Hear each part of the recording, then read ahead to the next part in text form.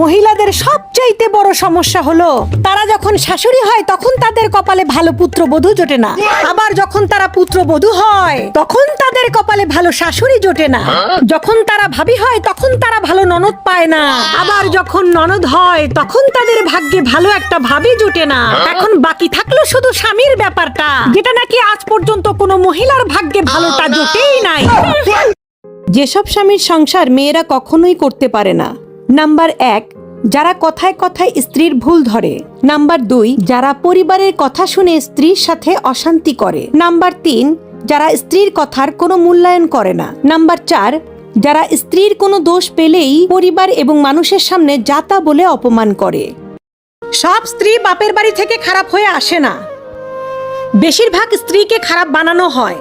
তাদের প্রতিটি কাজের খুঁত ধরে কথা শুনিয়ে শুনিয়ে তাদের ধৈর্যের বাঁধ ভেঙে তাদের খারাপ হয়ে উঠতে বাধ্য করা হয়। আত্মীয় ও প্রতিবেশীদের কাছে তার নিন্দা